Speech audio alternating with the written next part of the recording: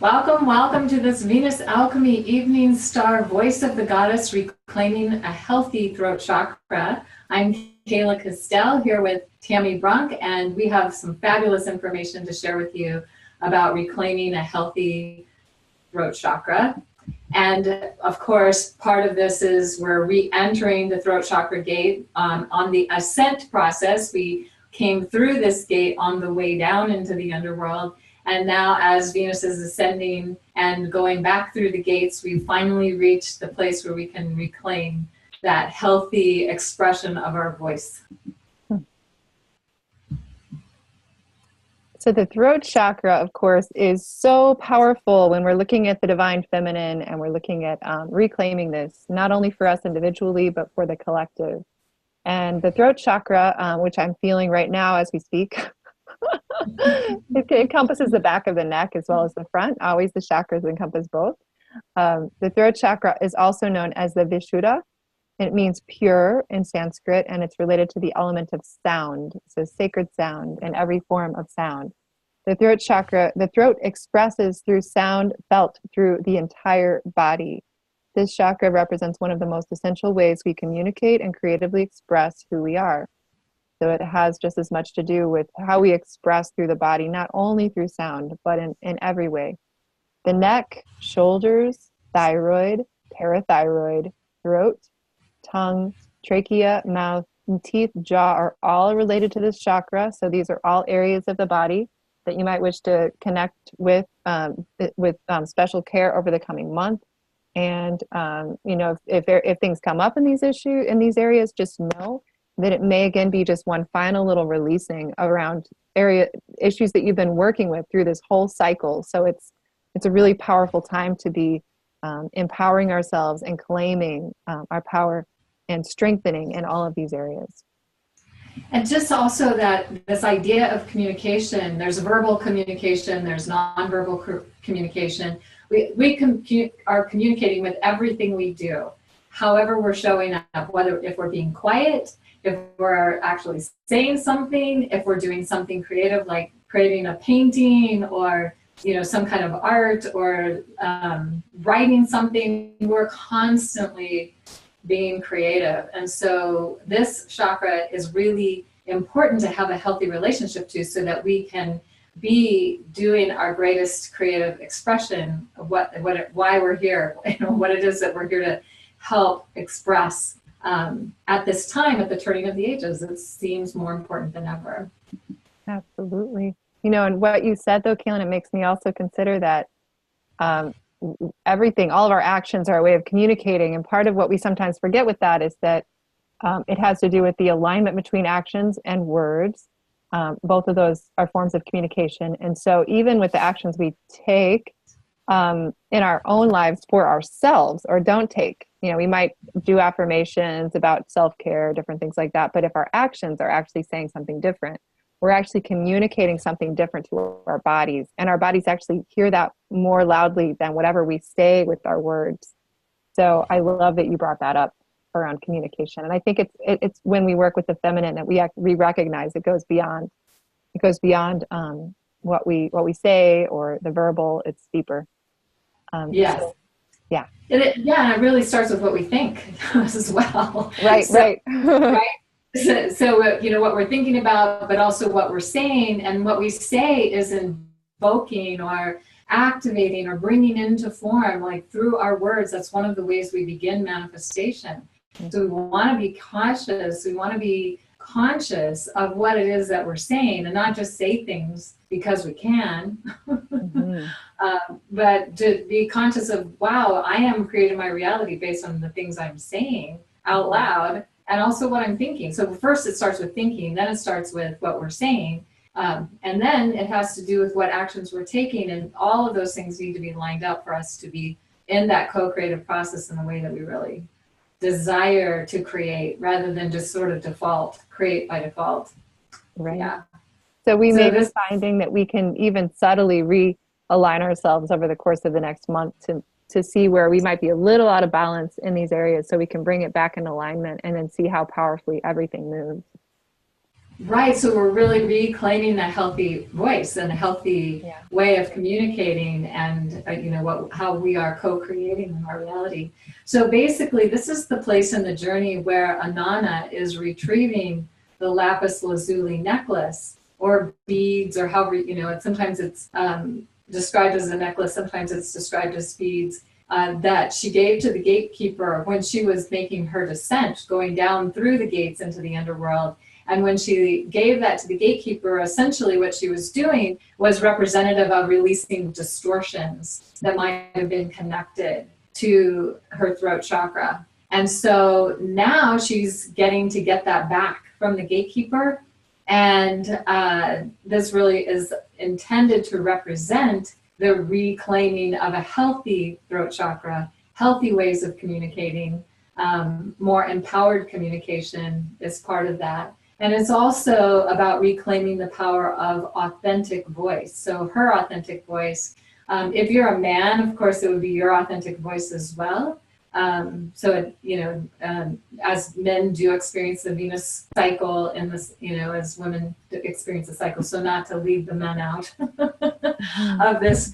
But if we're thinking about the goddess Inanna, it's really this is where she is reclaiming that authentic voice. And so that's really the signal for us to be doing that as well. And it's not just the authentic voice, and that's really important, but it's also to creatively communicate in verbal and nonverbal ways from the deepest truth of our being, not just, what we think we're supposed to say or do, or how we're supposed to act or show up or communicate, but really what's really deeply true for us. That's the intent. Beautiful. And also to really acknowledge and honor that we've been doing this deep work in the underworld during the Morning Star journey, and now through the foundational chakras, so that we are in touch with, we're attuned to, and continuing to attune to what that deepest truth looks and feels like. So yes, beautiful. So this is just an image that shows the different auric bodies and chakras. The throat chakra connects us with the subtle etheric body and the realms of spirit and heightened intuitive abilities. And so you can see the different layers with the different subtle etheric body with connected to each of the chakras. It's kind of nice to have a visual of that. Reclaiming a healthy throat chakra helps us align our vision with this reality, and to creatively bring that vision into form, which is very exciting. So if you want to look, see if you can see my arrow here. Let's see, I was doing my arrow. Did you see it? Okay, now I see too. Yeah. She's screen share, so I think it's me. But anyway, yeah. You have to. Okay, it's you. Thanks. Yeah, I have to do it. That's cool. I forget this. All right, from my end it looks fine, but yeah, thanks. Yeah. Okay. Okay, cool. So the healthy, balanced throat chakra. And we've kind of talked a little bit about some of these points, but that it does have to do with intuition and telepathy. Like, how do we know what we know when we're tuned in, when our throat chakra is in that healthy, balanced place? It also means that we will have a healthy thyroid and immune system. And as somebody who has sometimes struggled with not having a healthy immune system, and I'm feeling that I have a healthier immune system more and more every day, I love this piece because I feel like I'm no longer a doormat for every virus or bug that comes along like it used to be. So it's definitely worth paying attention to that piece. This is also where we're aligning our personal will with divine will. So I think there's a saying, I will, my will be thy will. When we are aligned with divine will, then whatever we're doing is going to be perfect and in perfect alignment. So that's really important to having this healthy throat chakra. So just tuning in, like, is this because I want it, or is this because I want it because the divine wants it through me? That's a good question to tune into. And it's about surrender too. Yes. In some level, so having will and then also surrendering it. It's that delicate dance. Right, and is it what you want aligned with divine will? That's the question. Because if it's not, then if you're pushing it through, then it might not be the best thing for you or for those around you. So we want that healthy expression of will at this chakra. And then also finding contentment in living in the present moment. So many of us have been conditioned to live in the future or the past, or future and past together, right? That we are, it's hard for us to stay present in the moment. And that's part of what this chakra, having a healthy throat chakra, really is about. It's also about taking responsibility for our personal needs, not expecting someone else to fulfill those needs for us. So when we have a healthy throat chakra, we will be able to be responsible and to recognize that if we have needs that are not being met, it's up to us. We need to figure that out and to take responsibility for that. This chakra also will seek and express truth when it is in balance, and it'll be considerate and respectful. It'll create honest communication with others, with self and others. So we're always communicating with ourselves by what we're thinking, what we're saying, what we're doing. All those things are a communication. And so we need to be considerate and respectful of ourselves as well, and honest in our communication. And when we can do that, then we'll be coming from a strong, authentic place, reclaiming this chakra in the way that Anana is intended to reclaim it as a healthy expression of an authentic communication, of our ways of communicating. Also, when this is in balance, we find that we have a really good sense of timing, showing up in the at a place at the right time, or just knowing when to call somebody and it turns out that it's perfect timing. That kind of excellent sense of timing, and knowing when to communicate and when to listen. Because sometimes it really is like sitting back and not saying anything can be just as challenging for someone else as if you say too much at the wrong time. So finding that balance. And then people with healthy throat chakras often are great speakers. They are good orators. They may be amazing writers, finding their ways of communicating. Maybe they're artists, maybe they're musicians, maybe, there's so many different ways that we can express our creative self. Not always necessarily has to be through the voice, actual voice. It can be through writing or painting or music or whatever. So basically that creative, healthy self-expression, and also a good sense of humor that's healthy, that it's not shaming kind of humor. It's not putting people down kind of humor. It's not that kind of humor, because that can often cause more harm than good. But it's, being able to look at yourself and laugh and know that perhaps you are needing to see things in a more humorous way for yourself and not take it so seriously. Anything you want to add to that, Tammy? Yeah, just in general. I mean, starting with the thyroid, it strikes me so much recently. I've just been thinking a lot about so many women who've gone through, I forget the percentage of women who struggle with thyroid issues. And I think that's so fascinating. And I consider a world where women are really claiming and using their voices in the ways that, that the world needs right now. And that I suspect that we wouldn't have the same kind of thyroid issues if that were so. It goes both ways, but there's a deep connection between those things. And also, yes, as you'll see in a later slide, there's a deep connection to the womb and to the feminine creative center and the throat chakra, energetically and physically. So it makes sense that our reproductive system and our thyroid are also deeply connected. So it's also something to consider with all this. That's part of why every time we get to this chakra gate, there's a lot of energy around it. On the morning star, the descent especially, but on the way up as well. And in part because, if you think about it, for anybody who has done Reiki attunements or energy work or any kind of body work, it's very commonly understood that the throat chakra is a place where you want to be really careful to ask permission, and often don't even touch the throat. You might put your hands here, but the front, don't do anything with that. That just speaks to the power of this center, and it also speaks to the sensitivity of it, and I think also to the importance of healing that collectively and personally, so that the voice of the feminine can really come through powerfully. Yes, and men and women. I can't tell you how many women I know that have had thyroid issues. and take thyroid medication, or have had their thyroids irradiated, or, so they basically kill off the thyroid, and then they have to take medication the rest of their life. And, so many challenges around the thyroid. And that really does speak, I think, to how women have had their voices repressed and denied. And for any women listening who've had those issues, and I'll just say, understand, even if you've had it removed, even if you've had issues with your physical thyroid, know that there's also the energetic matrix of your thyroid. We have a deeper energetic connection to that center. So it's not just the physical, and you can do work with that. You can find practitioners who help you work with that, even at a level where you reset that in a very powerful way so that you get it back to the original essence. So I think it's really important for us to find ways, because I really do believe in a world where every woman, no matter what your history has been in these areas, can really reclaim your full empowerment, and because everyone's voices is needed. Yes, we need to step up and take responsibility for reclaiming that piece for ourselves in some way. Yeah.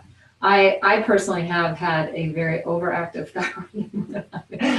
So not an underactive, has been overactive, but I think I'm really finding great balance with that in these days as I'm getting older. So that's a good thing. Yeah. Yay. So there's so many ways that we can balance this chakra. And one of those is to sing and chant and hum. We realize that we have a lot we talk about in great detail in the Morning Star phase around singing and chanting and humming and how powerful that is. So we don't have a lot of research on that right here, but just to really reiterate that is so healing for us. If you can just look it up. There's so many studies on the power of singing, of healing sound. But a lot, I would encourage us to not just listen, but also participate. That's part of the throat chakra. I really feel like that is easy to forget. Ask yourself, is most of what I do in the realm of sound or creativity from the throat chakra perspective, is it mostly receiving? Like, I like to listen to beautiful music. That's wonderful. I like to read beautiful poetry or writing. Any of those things. I like to listen to music. That's wonderful. And maybe ask yourself, as a human being and as a woman or a man who's here to express and bring your essence into the world, are you also, whatever those mediums are you being courageous enough, whether it's alone or with others, to sing a song yourself, whether it's someone else's or just playing with words? Kaylin and I were talking about how we might sometimes by ourselves sing to the trees or sing to the stars. Maybe find a song we like online and memorize that and read it, learn it, and sing it. Or just make up our own little silly thing, pretend like you're 5 years old and do that. But for us to create things and offer them out there, maybe alone, maybe with others, is so important. I'm convinced this is also part of everything we're talking about. We're not used to creating for ourselves because we're afraid it's not good enough.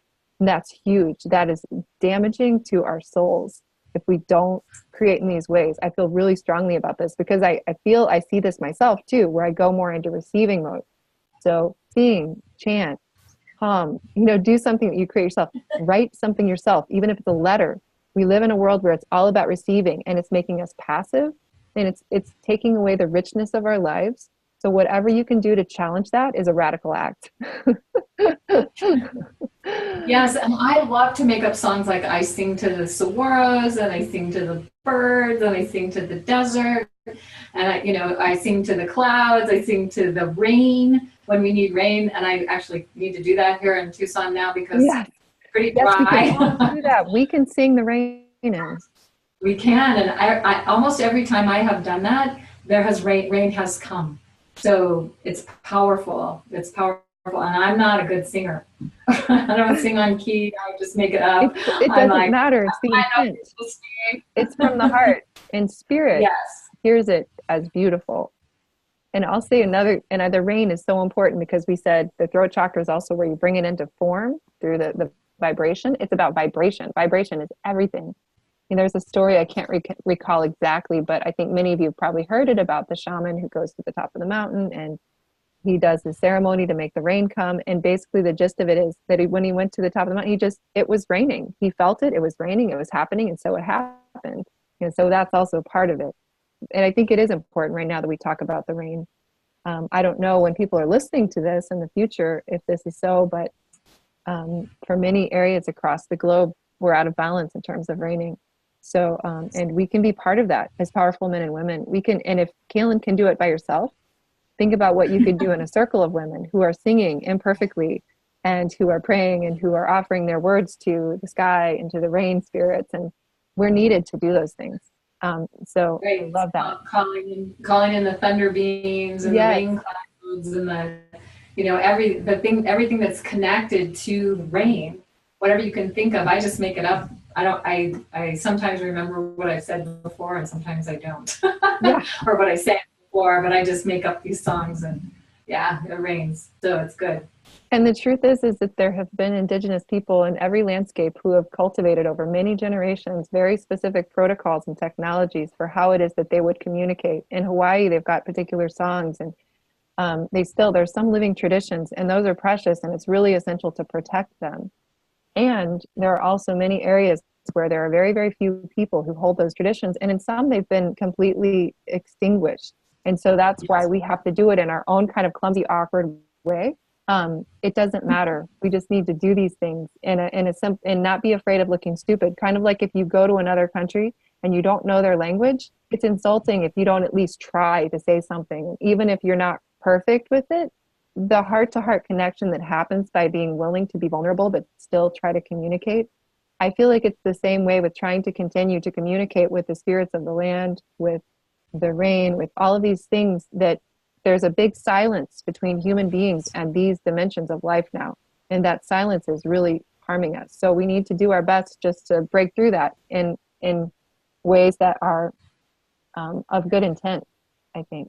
So we've talked a lot about this, but I want to add one more thing. It's good, yeah. One more thing is just a really sweet story that just singing songs is so sweet. My mom grew up singing church songs and she really loved them. But for years, she wouldn't sing because she didn't really think her voice was very beautiful at all. And so she's very self-conscious. So now though, she's 76 and she tells me that she's gotten one of those hymnals, and every morning before she prays, she will go through and she's going through the whole book and she's remembering these songs from when she was a child. She's singing them again by herself and to God, you know, and she derives so much joy from that. So that's just another example of the ways many of us are recovering our relationship with song and with our voices. So those are all some things we can do to connected to the singing, all of that. Some of you might like kirtan, humming, chanting. You can gaze at the beautiful blue sky. You can wear blue. You can breathe consciously. Pranayama, that's powerful to build the pranic energy in our body. Gems and minerals, they're just so beautiful, these blue ones, like lapis. If you really want to honor Inanna, wear lapis this month. Blue sapphire, aquamarine, blue turquoise, chrysocolla, blue topaz, just any of these blue colors. And I'll just say the color blue too. Kaylin, it's your favorite, right? It is my absolute favorite color, and I'm of course wearing it.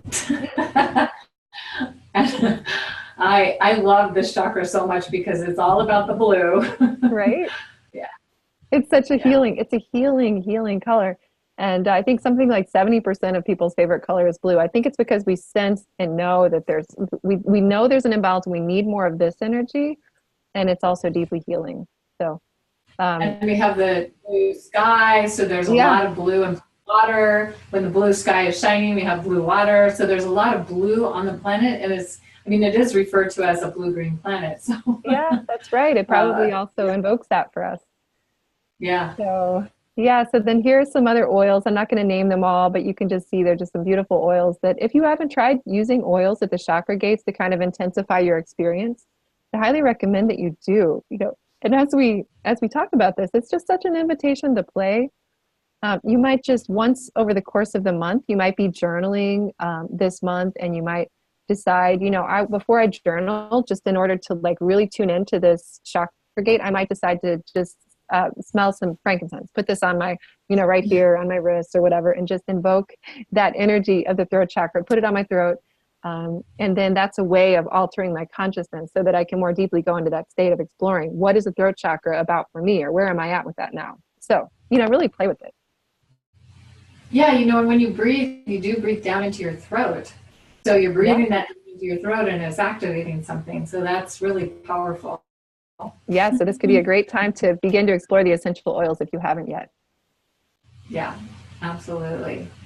So here, there are some additional ways you can reclaim a healthy throat chakra. Of course, we always love to recommend drinking more water to hydrate, and that cleanses the throat chakra as well, and it allows for healthy energy flow. Drinking can clear this. You can also gargle and do other things that will help clear the throat, as well as apples, peaches, lemons, and limes. They help cleanse and activate the throat chakra. So for me, I like to do lemon or lime water, depending on what's in season.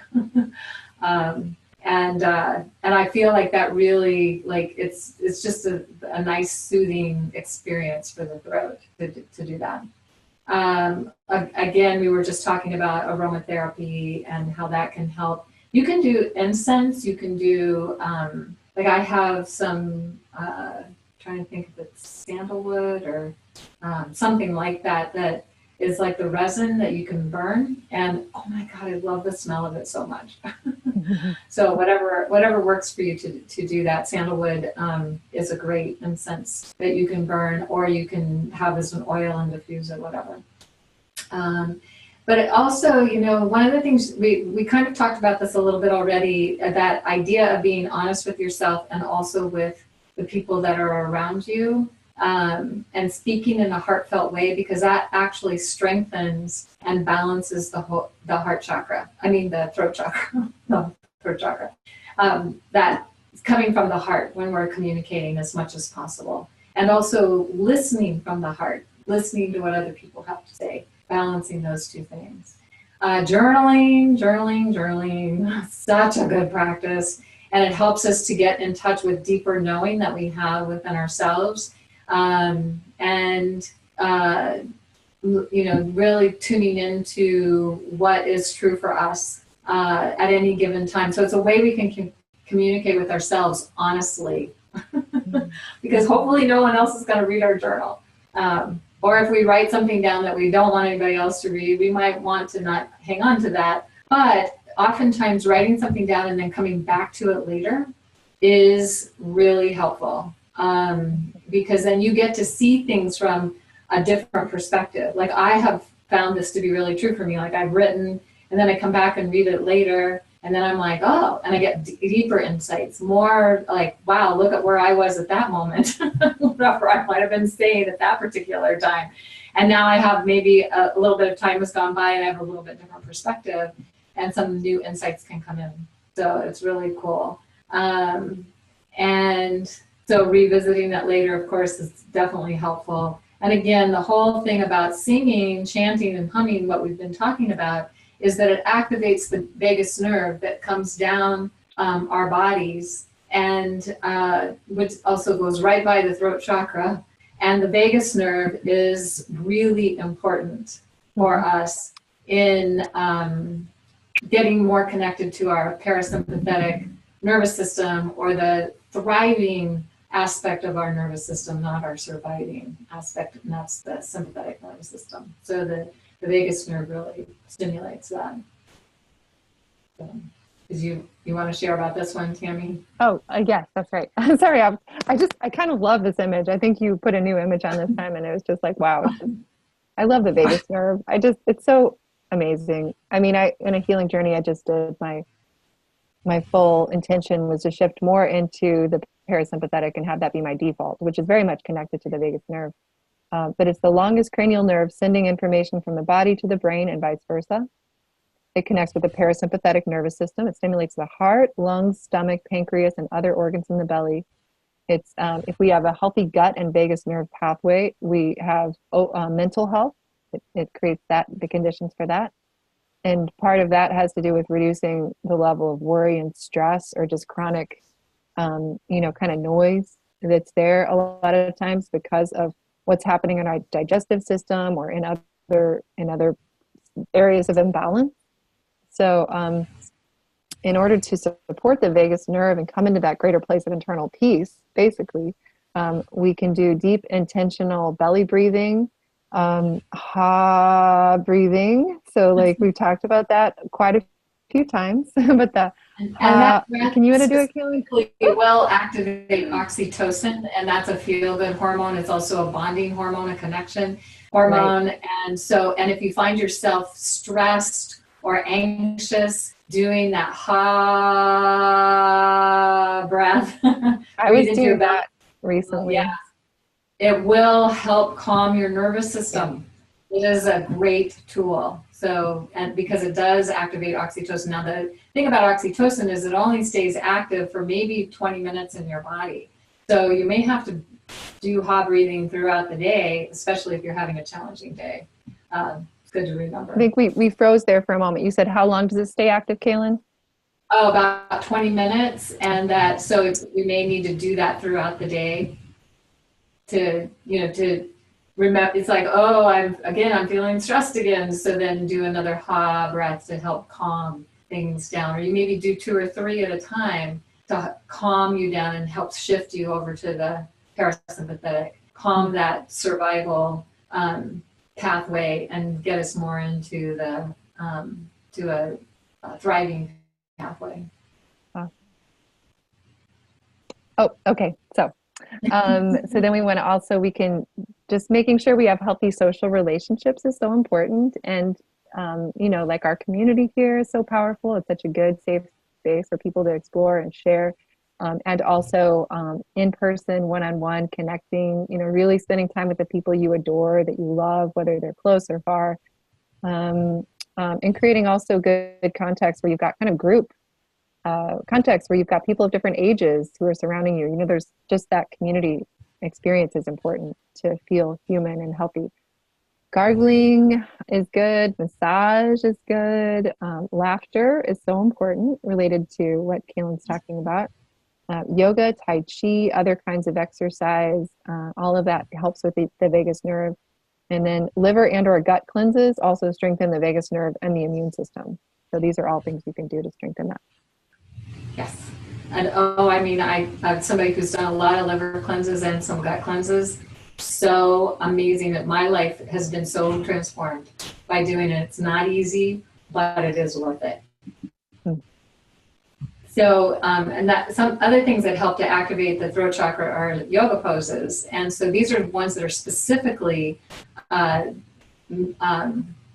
suggested to help activate that. Now, one of the things, if you're not really familiar with yoga, you might want to go to a yoga class to really learn how to do it correctly. But you can also, if you've done yoga or you're a person who likes to do things on your own, you can probably figure out how to do it by looking at these images. And this PDF will be offered with the video, so you can have a chance to look at them a little more deeply. You're kind of cutting out again, Kaylin. Were you saying that there's videos that people can find easily also to do this? There are, but I was also saying maybe going to a yoga class or going somewhere, learning how to do it correctly, because you don't want to hurt yourself. Yeah. Right, yeah. Really, really important. So if some of these are easier. This camel pose, you probably really want to be sure you're doing it correctly. The forward bend may be a little less challenging for people, so that one maybe you could probably do without instruction, but some of these you want to get the proper instruction. And of course you can Google on YouTube and you'll be able to see how to do these as well. Or you can find a local yoga class and go, and that's a great way to create community. Go someplace in your local community. Social connecting. Yoga classes. Yes, exactly. So, and then the plow, the shoulder stand, the fish, these are all, you can really see how this activates the throat chakra. There's different ways to do it. So you need to find the ways to do it that really work for your body. Because not everybody, I can do this plow pose. I love the plow pose. And I know I can do it. I can do the fish pose. I can do those. But I've known that there are times in my life where I've had activated injuries and different things where I just couldn't do them. So you have to listen to your body as well. Yeah. And then of course this forward or back bend kind of is also really, I love this one. This one's a really good one. Yeah, it feels so good. Yeah, it really opens up the chest and the throat, and it strengthens. It's really strengthening. So it's a good one. So. And also, I'll just say real quickly about this. One of the things we're going to share now in the next few slides is more about how we can cultivate listening and communication skills. And there's so many different pieces that we bring into our communication, our body language. So what's effective body language? We're not going to necessarily go into that too much right now, but those are things to be aware of. How do we cultivate empathy and, listening and nonverbal communication, like when we're listening to somebody, letting them know that we're listening, or, somehow giving them some feedback. These are all parts of this process. So we're going to dive into that now, or in a moment, I guess. So. Thank you. I think it checked out for a second there, but I think it's okay. Okay. So this is something that an amazing woman who's in this current Venus course, as well as one of my personal, shared this with me, and I just thought it was really striking, the connection visually between the throat and the vagina, and also just the fact that they're made of the same tissue. When one opens energetically, the other also opens. So again, the connection between these different, the sacral and the throat chakra, there's a strong connection between these two. And this is fascinating. If you experience trauma in one, the other often contracts in response. So in thinking about that, if you heal trauma in one, it facilitates healing in the other. So you finding your voice, claiming your voice, can heal you as well in your womb, can heal you at many, many, many, many levels. So just to understand that there's a deep connection there. So, and there's more about that at this link. Oh yeah, at the sassyshe.com. Yeah. Yeah, I like that. Yeah. So, and then Sorry. That's okay. So basically, the other thing, that was really coming to me as we wanted to do something about just communication more broadly. And, when in the years that to come, as people are listening to this video, perhaps the world is very different from what it's like when we're together today. But where we are now is that there's a big divide, between many people. And also in the digital age, as beautiful and amazing as it is, and it does create more connections in powerful ways like this, it can become increasingly challenging, or we can cultivate sometimes bad habits because of our screens. And, the younger generation, there are a lot of young people now who are actually, I was just listening to my nephew talk about how he's like, yeah, we learned not to do Facebook because our mom was on, we saw our mom's generation on Facebook all the time. And it was really obvious to us when they weren't, available to hear us or listen to us because they were so sucked in. And then he said, and I didn't do Facebook. And he's like, oh, now I'm on Instagram. Like I am kind of doing that with Instagram. But there is this whole thing where the quality of attention and focus for each other has been diminished in many ways. And that's really visible in the world around us. And I think we owe it to the young people in our lives and to each other and ourselves to first slow down enough to listen to ourselves and then listen to each other. And I'll just share very briefly, because this is something that happened to me recently. I had a very interesting, powerful experience where I was bit in the ear by a poisonous spider. This just happened about 2 weeks ago. And what was fascinating about it was that I did this whole healing ceremony before I went to sleep. And then before I went to sleep, I found a little card on my tea. You get a little card when you open your tea bag. It said, develop the power of listening. I did a powerful healing ceremony. I went to sleep. I think I got bit about an hour or two later. I think it was in my pillowcase. And it was my left ear. And I'd just been received a reading that was about filling myself with the divine feminine. So when I woke up and I had this tremendous pain, and then for the next 2 weeks, there's been a lot about that. It's just really, to me, it's felt like it's this really, I've gotten very clear messages. It's like, you need to slow down and listen. Just listen, listen, listen. And my family's like, but you seem like you really listen. You know, and I know that there's a much deeper slowing down, energetic slowing down I can do to really listen. And I saw this first and foremost to listen more deeply to the divine, to the feminine part of my soul. Then also my older sister brought up, she's like, yeah, but you know, you really interrupt a lot. And when I'm trying to speak, sometimes I have a thought and then you jump in and you kind of finish it for me. And I was like, oh, well, I wasn't really thinking about it that way. But of course, it had to do with that as well. And that it's so important in this time where we can be very fragmented sometimes. And it's like deep presence and focus is a precious, precious thing. And it communicates love and care. So these are 4 tenets of good listening that are shared by Jan Hargrave. And she's part of a team that works with, oh gosh, now I can't remember his name. I can't think of it. He's a motivational speaker that's very well known. In any case, the first is eye contact. And understand that in some cultures, in many indigenous cultures, it's actually considered to be rude. And I think some Asian cultures, to really hold strong, bold eye contact. So it's not always true. But in the kind of the dominant culture, it's often the case that it's seen as being a way of empathizing and connecting. So 80% holding eye contact is a good thing, you know, for many of us. And you might just really check in first with the person you're with to see if this feels right, or even just kind of tune into that. But it's just about being fully present. You know, I think we've all had the experience of somebody talking to us, or somebody listening to us, but not really. They're like doing other things there. And I know I'm the worst about this sometimes. What does it mean when someone especially is talking about something important to them, for us to be right there, giving them our full attention? Nonverbal feedback, you know, occasionally smiling, nodding is really good. Presence. There are many ways to communicate presence. I like this figure though. There's like 135 to 160 words per minute that we can actually say, we can deliver.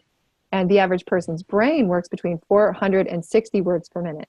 So there's a big gap there. So what do you fill that gap with? Is it your own thoughts about what you're going to say next, or thinking, oh yeah, but when they say this, they must mean that?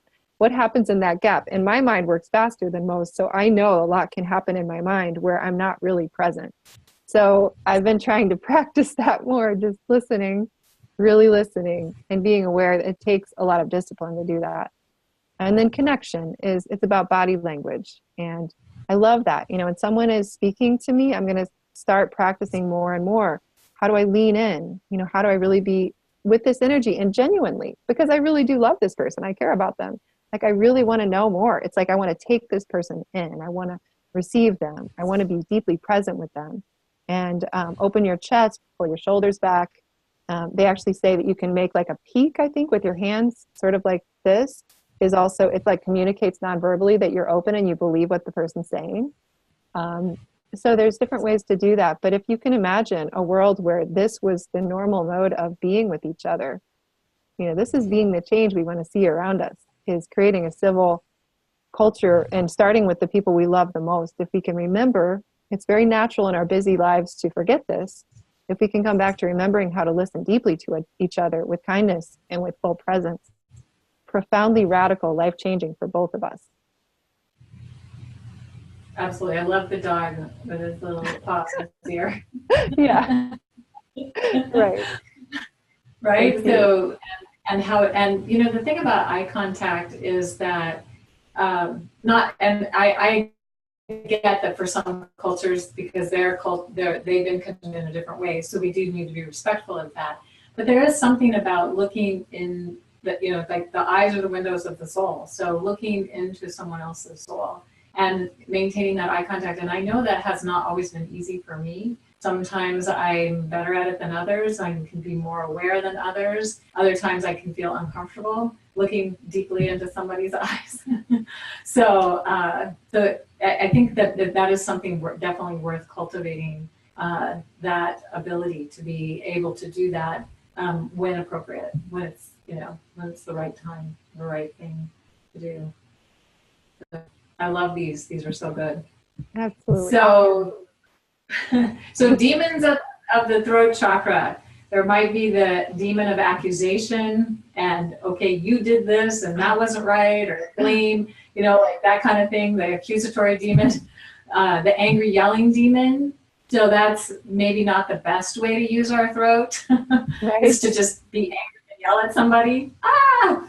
And a lot of times I know for me, because I'm a sensitive person, that can put me into a trauma space very fast. And then I can no longer hear what the other person is saying if they're just yelling at me. Yeah. And right. And then we have the talking too much demon. I definitely have been guilty of that at times. And sometimes it comes out of nervousness, like trying to fill the space or somehow, whatever. And then I just talk too much. And then later I might walk away from that situation going, man, I think I just way over talked. I'm becoming more aware of that and less so, and then learning to stop talking and ask questions. That's a really good thing to do. So that demon, I've definitely been working with that demon myself. Me too. And then there's the saying mean things demon. Like, really, that's what you're going to say to me? Like, that was so mean. Well, and that can also, go ahead. Sometimes we say mean things. I mean, I have before. I think the key thing is just to try to catch it as soon as possible. Right. And take it back. Yeah. Right. And realize, oh my gosh, I'm so sorry I said that.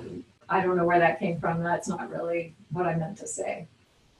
Of course, there's the shaming and blaming demon. That's very similar to the accusatory demon. And then we probably have all experienced this at some point. Although if you're a person who's never experienced this, my hat is off to you.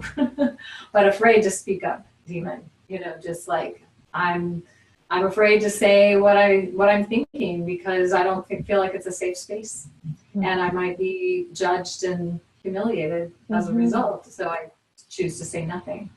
I really think that's a powerful one. It's something I've been looking at a lot in terms of for people who are empaths, who are more empathic, in a way that's sometimes challenging, that it can show up that it's not just through words, but we literally go into a room with other people, and it's kind of like whatever their priorities are, or whatever it is that is the energy that they are running, or the agenda that they carry, or the story they're telling, that's what kind of fills the room. And as an empath, we may have learned from childhood that we can't really bring ourselves into the room and show up. And so in subtle ways, we may simply reflect back or center everything around that other person to make them feel good, and have it all be kind of dictated by what they do or the energy that they're at. We try to rise or lower ourselves to meet that. So it's okay to do that sometimes, but this might be a really good month to pay attention to how often you do that, because if you do that a lot, you may find that it's really important and empowering and powerful to ask, how can I bring myself into the room? And what will happen is if you consciously say, oh, well, this happened to me today, or if somebody's really, really low and you're like, okay, I don't have to go as low as they are. That's not where I naturally am. So I'm going to kind of stay here at the midpoint and just be who I am. It might help them rise. But we just pay attention to how it feels to actually bring yourself into the equation, because your energy is needed and it's really healing and really important. This is activating the throat chakra. So this is also part of it. And if that person is a narcissist, it's also a good thing if you're at a party or whatever and the other person is, we're all like dominating the conversation sometimes, or the energy, and it's okay. It's part of balance. But if that other person, you notice that when you begin to talk about who you are or what you're up to or bring yourself into the equation, if they immediately turn it to themselves, and this happens a couple times, or you just notice this is what's happening, or if they really are not interested at all, or they can't even hear it, then it gives you an idea of who you want to spend your time with. So this is also all about the throat chakra. And for some of us, it can be very subtle noticing of how it is we can bring ourselves into the room. Right. And there might be certain family situations where it's not safe for us to speak up. Yeah. And it's okay. Or not safe, or it's not supported at all. right? So you want to be, you want to be sure you're not a person who's keeping someone from saying what they need to say. But Right. at the same time, Right. sometimes to be safe, it is okay to not speak up and just to let it be what it is, because no matter what you say, the other person's probably not going to hear it anyway. So why bother? Right. It's all about the energy underneath it. It could be in some of those kinds of situations, if you really need to be there for whatever reason, it's actually more healthy to withdraw your energy and pay attention to the ways in the past you might have actively fed that energy with your attention, and just withdraw it. That can actually be more of an active throat chakra also, if you're conscious about it. Yes, and a healthy expression of that, because I've had that situation where I've been talking to people and I realize that they're not listening to what I have to say. And I'm not really listening to what they have to say either, because we just don't agree. And so, and I've tried to argue, or I've tried to assert my point, and then walked away from that going, that was just a real big waste of time. Yeah. And I don't really need to do that. So, it's cultivating that discernment of knowing when to speak up and when not to speak up. Yes. Yes. Being awake and conscious in the throat chakra. That's really, I'm so glad you brought that up. Yeah. Yes. And then there's we can maybe sometimes alienate others with our words, or we can feel alienated by others with their words, whatever it is that they're saying. So there's that demon as well that we can work with. And then that kind of the uncertain what to say and afraid to speak up, and then not speaking up to avoid conflict demons. They're very similar. There's some differences, but they're very similar. And sometimes it's really good that we speak up, and even if it does create conflict. And other times it might be better to not speak up. So it's learning how to discern that in a healthy way with a healthy throat chakra, right? Right. So some questions for the throat chakra, and you might find some that you like even more, would include, how can I commit more deeply to practices that attune me to my inner truth? So that might be journaling daily, it might be dancing, it might be meditating, it might be walking in nature, whatever it is to create that stillness that I kind of also for myself with this spider bite, I've been really asking that question. How am I in a space internally that's very noisy, such that I'm not really able to hear deeply what it is that life is trying to tell me, or what the divine is trying to speak to me? How do I hear the still small voice? What will it take? So what will that take to cultivate the environment where you can listen deeply? And then what would it take for me to authentically speak and live my divine truth more each day? Such a good question. And what would it take for me to listen more deeply to humans and the speaking universe? So, and when I say the speaking universe, it's just, to really be in, again, we were talking about singing to the birds and also listening to the birds and paying attention to signs and synchronicities and knowing that the whole world around us is alive. And so there's a communication that happens between us and the world around us when we're really, it's like our antenna are up, and it's connected to our throat chakras too. So we can be in communication with the magic of the universe around us. And that is so fun. It's so fun. It's what makes life amazing. Worth living. Yeah, it is. Why it is. Here for this, because it is so much fun. Absolutely. Right. So do you want to talk about the home plate? You want to talk about this, Karen, or you want me to? You can. Okay. Okay, so there are many different things you can do at the throat chakra. This is one that we've encouraged people to do for a while because it's fun. So you can use a necklace you own, or you can buy one, or you can even make one. And you can use stones or crystals that activate the fifth chakra. So lapis, of course, is really beautiful. Turquoise, all the ones we've talked about, the blue stones. And wear your necklace daily. So really take it off, and then take it off at night, put it on your altar, and then put it back on each morning. And so then in the morning when you put it on, really intend to notice how you contact and express your true voice over the course of the day. And you might just have the necklace be a touchstone for you to remind you, oh, how am I using my voice? And when you take it off at night, journal on the messages from your inner truth and review all the ways you've claimed and shared your voice over the course of the day. And then you can use it, you can energize it under the new and full moons. So it's just a way, it's a touchstone to be intentional about how you use your throat chakra. So It's like a and I think talisman in that's a way it. too. I I mean, if think we're you complete. Oh, I'm sorry. I was just saying that this is like a talisman for the throat chakra, and you can energize it with intention. And of course, if you're energizing under the new and full moons, it is energizing that talisman in ways that we maybe aren't even aware that are so powerful. So it's definitely a fabulous practice. So yeah, I think we are complete. Awesome. Okay, so have a beautiful month activating, empowering, expressing from your throat chakra. Yes. Right. There you go.